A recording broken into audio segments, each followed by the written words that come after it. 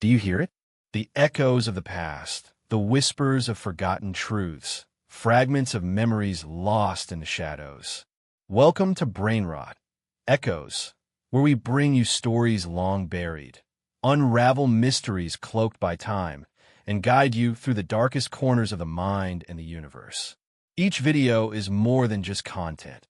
It's an echo resonating deep within, urging you to question, to wonder, to explore. Backend index pointing right, hit subscribe, turn on the notification bell, and join us in listening to the echoes the world tried to silence. What the target is a human. Chapter 1, Shadow of Soul. The brilliant dawn over Earth's golden wheat fields was torn apart by streaks of light across the sky. These weren't meteors, but colossal starships of the Delpan Empire, mighty and ruthless, that had found their way to this distant sol system. Their arrival cast a dark shadow over a burgeoning civilization that had just stepped beyond its home planet. The initial days of the invasion were swift and brutal. Delpan forces, with their superior technology and iron discipline, easily crushed humanity's scattered resistance. Cities burned, and lush farmlands became seas of blood and ash. Earth's fractured nations finally recognized their common enemy, but it was too late. The wave of invasion was too powerful. Communications were destroyed, making coordinated resistance hopeless. However, even in the darkest hours, humanity's fighting spirit did not extinguish. Small pockets of resistance emerged everywhere, using familiar terrain and deep-seated hatred for the invaders to inflict significant losses on the occupying forces. Sudden ambushes, covert sabotages, and bloody guerrilla warfare slowed Delpan's advance, if only by a fraction. One of the resistance hotspots was the land later known as Vietnam.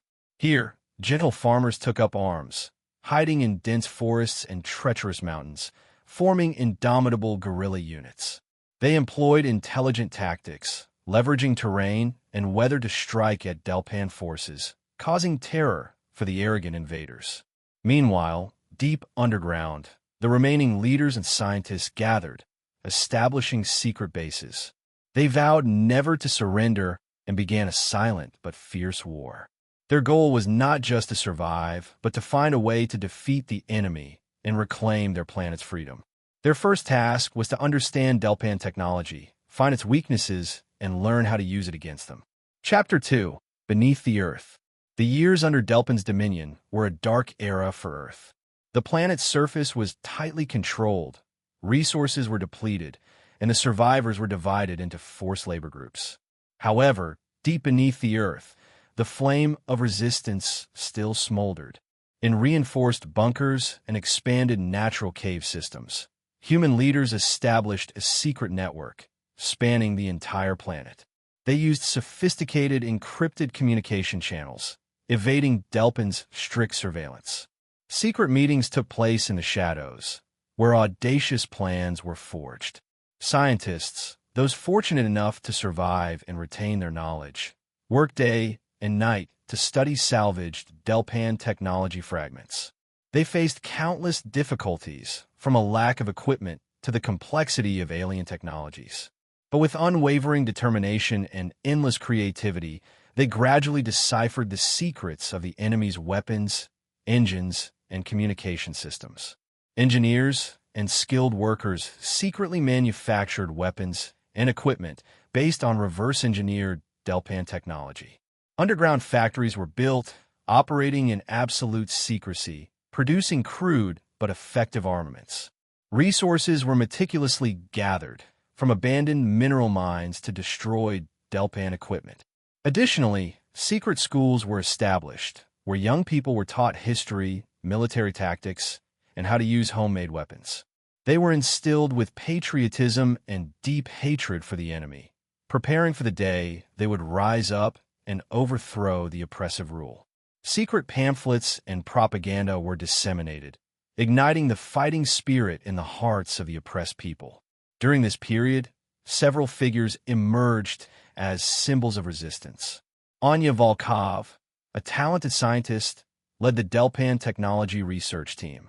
General Jian Li, a seasoned military commander, organized, and trained the underground resistance forces. And Sarah Connor, an iconic name, passed down through generations, a charismatic political leader, inspired and united everyone under the banner of freedom. Chapter 3. Unexpected Strikes. 20 years passed under Delpin's harsh rule. On the surface, everything seemed peaceful, but beneath, a hidden storm was brewing.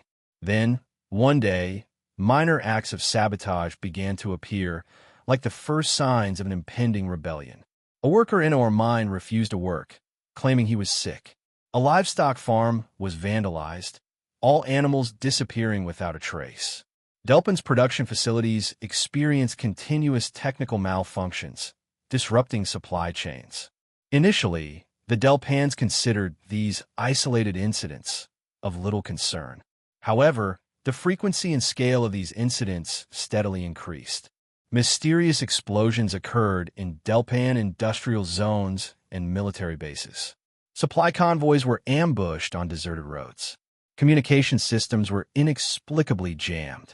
The Delpans began to realize that these were not random accidents, but a coordinated campaign by some underground force. Delpan administrators, accustomed to suppressing minor rebellions with brute force, ordered increased patrols and surveillance. They used advanced detection equipment to hunt for human secret bases, but seemingly in vain. The rebels seemed to vanish in a thin air, leaving no trace. The mystery and elusiveness of the rebels caused confusion and anxiety among the Delpan military ranks. They could not identify who the enemy was, where they were, or when they would strike.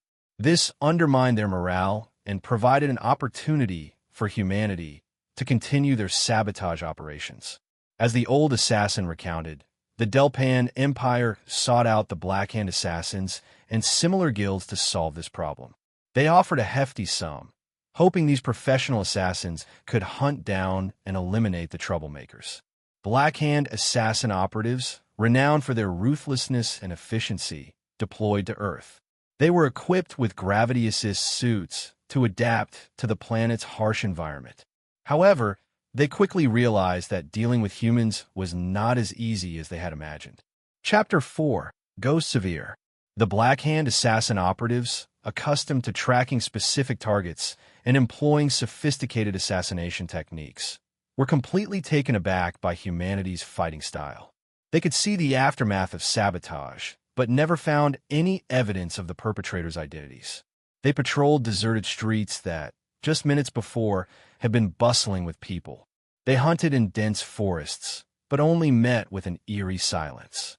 The rebels seemed to blend into the environment, using every nook and cranny and terrain feature to hide and launch surprise attacks.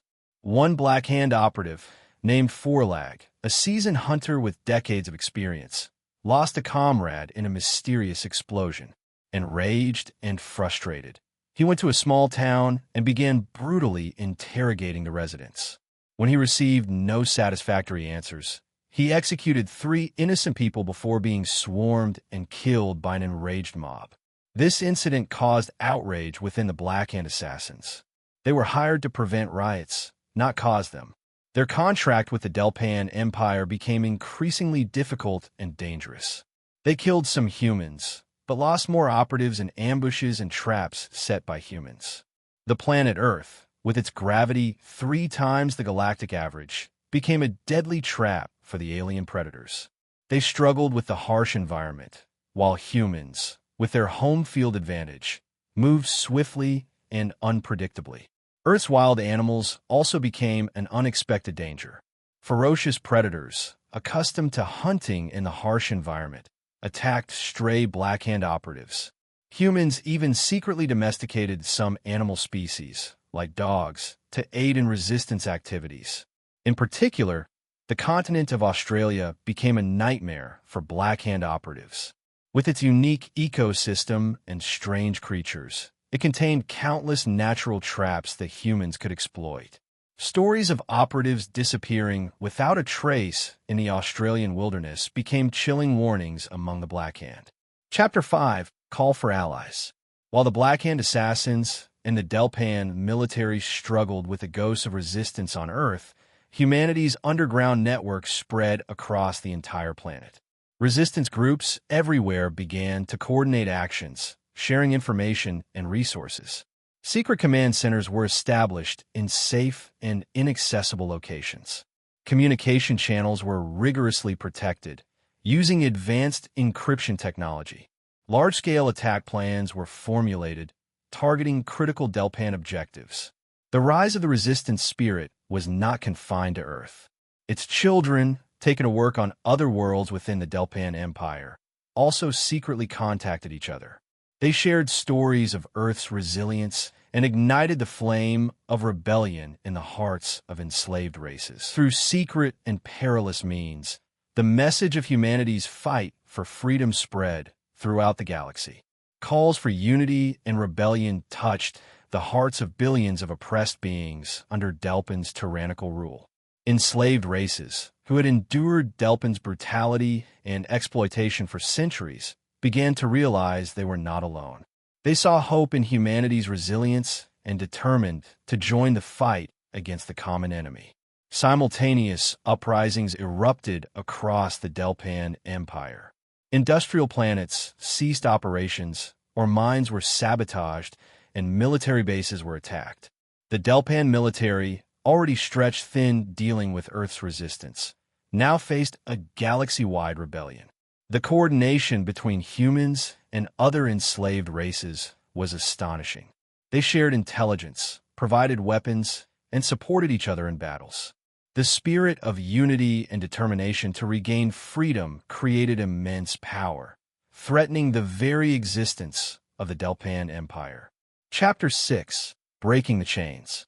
During the years of secret underground operations, human scientists made remarkable progress in research and technological development. They not only successfully reverse-engineered many Delpan technologies, but also created new breakthroughs based on their own scientific foundations. Secret underground factories tirelessly produce components for spacecraft. Hidden space docks in asteroids and dark regions of the Sol system gradually took shape. With collected resources and the ingenuity of engineers, humanity's secret space fleet grew stronger. When the time came, humanity's first spacecraft left Earth's atmosphere, heading into the vast expanse. They were equipped with advanced weaponry and stealth technology, making them difficult to detect by Delpan patrol ships. Surprise attacks on Delpan ships and space bases caused widespread confusion and heavy losses for the enemy. Humans proved that they were not just guerrilla fighters on the ground, but formidable opponents in space. As humanity's space fleet grew stronger, they began liberating neighboring star systems from Delpan's dominion. Enslaved races, encouraged by human success, rose up fiercely, coordinating with the Allied fleet to drive out the invaders. Fierce space battles raged across the galaxy. The Delpan fleet, already weakened by continuous rebellions and resource depletion, could not withstand the growing power of the human alliance. Delpan's arrogance became the cause of their own downfall. They were too confident in their strength, failing to recognize the silent but powerful rise of those they despised. Every time they lost a warship or a patrol fleet, they simply sent more reinforcements, not realizing that their empire was rotting from within. Finally, Delpan's mighty conquest fleet, returning to quell the rebellion, faced a combined force not only of humans, but of all enslaved races who had risen to fight for their freedom. Chapter 7: Dawn of Freedom. The final battle between the human alliance and the Delpan Empire took place near the Sol system, where everything began. The Delpan fleet, though still formidable, was weary and weakened after years of continuous warfare. They faced a vast and determined Allied fleet, equipped with advanced weapons and technology, along with a fervent fighting spirit for freedom.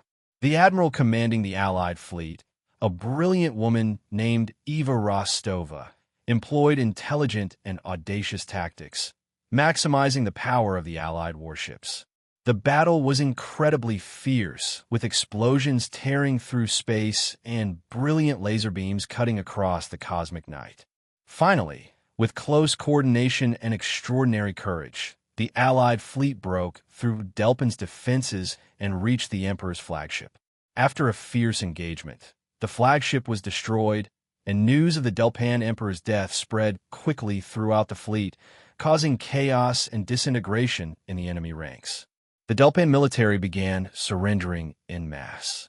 The 3-year war finally ended with victory for the Human Alliance and other enslaved races. The galaxy was finally liberated from the brutal rule of the Delpan Empire. After the victory, humanity demonstrated a noble and fair spirit. They did not seek revenge or establish a new empire for themselves. Instead, they liberated all enslaved races and together formed a new organization, the Galactic Council, based on principles of equality and cooperation.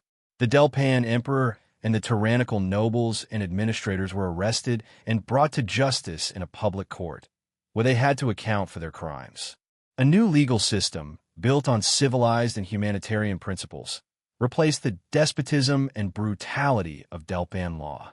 Within a year of Delpan surrender, humanity voluntarily dismantled over half of its space fleet and dispersed the rest throughout the galaxy to maintain peace and combat piracy. They had no intention of becoming the new rulers of the galaxy. Chapter 8. Echoes of the Past. The old assassin's story ended, leaving a heavy silence in the dimly lit bar. Xylos, who had listened intently, now stared at his drink, his face full of thought. He understood why the Black Hand assassins had refused his contract. Humans were not a simple target, but a formidable force, capable of rising from the shadows and fighting for their freedom with the fiercest determination. So you see, the old assassin said, his voice deep, we don't kill humans. You kill a human, and you will face the wrath of an entire civilization. Xylos sighed, his despair not yet gone, but now mixed with a hint of fear and respect for humanity. I don't know what else to do, he said, his voice hoarse. They offended my mate unacceptably. The Black Hand assassin, who had remained silent until now, finally spoke. Then face them. Humans also have their reason and their fairness. If you explain clearly, perhaps they will understand and apologize to you. The old assassin nodded in agreement. Exactly. They may be fearsome warriors, but they are not barbarians. They rebuilt the Galactic Council based on fairness and justice. You can try talking to them before considering foolish actions. Xylos remained silent for a moment, pondering the two assassins' advice. He had come here intending to hire someone to kill a human, but now he understood that it was not only dangerous, but also pointless. Perhaps the best way to resolve the issue was to confront those who had offended him directly and seek a peaceful resolution. Finally, Xylos stood up, leaving the money pouch on the bar. Thank you for your advice, he said, his voice firmer. I will consider it. He turned and walked out of the bar, disappearing into the cosmic night. The two assassins watched his retreating back, neither speaking. They knew that Xylos' fate now rested in his own hands, and his decision would determine his future.